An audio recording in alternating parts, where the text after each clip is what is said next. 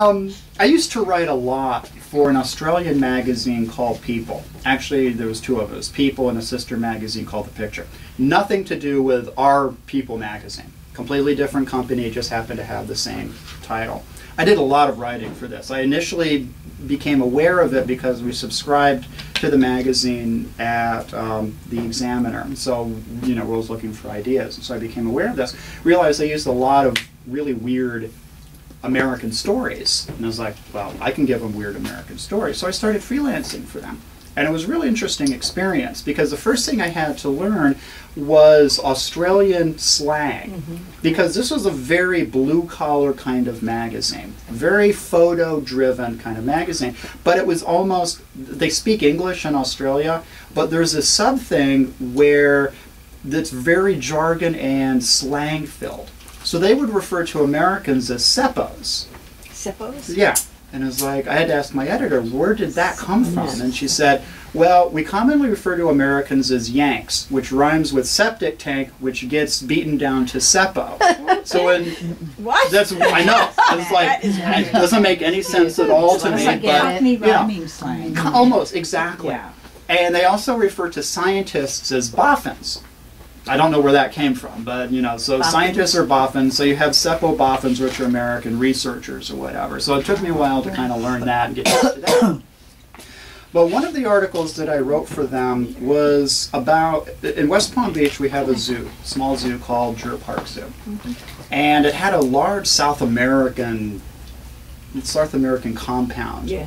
Full of capybaras and tapirs and all kinds of South American animals. And one day, one of the capybaras escaped, just took off into downtown West Palm Beach.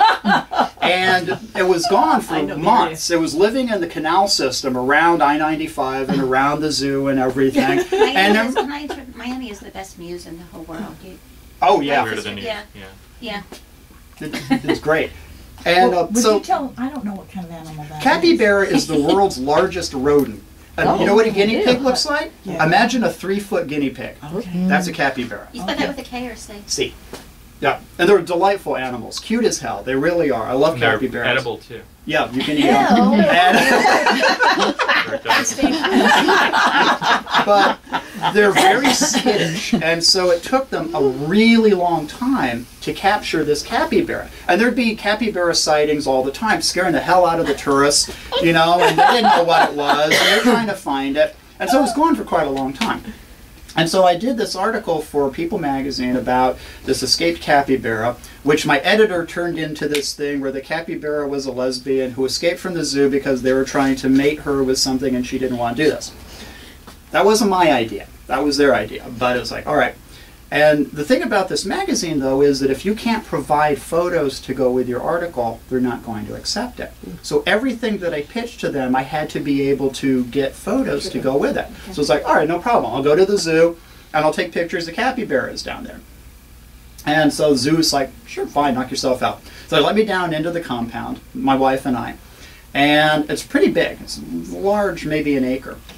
And so there's this tapir, which is, you know what a tapir is? It's like this large cow-sized thing, and it's got like a long, almost elephantine nose. And really gentle, and they're about as big as a cow, though.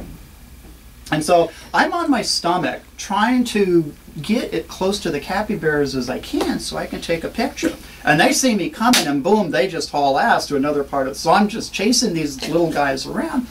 And this tapir won't leave me alone. Just following me and won't leave me alone. So Nan's job becomes distracting the tapir. So she's standing there, she's scratching the tapir on the head, and the tapir's real happy, and I'm trying to sneak up on the capybaras, and I finally get the pictures I need.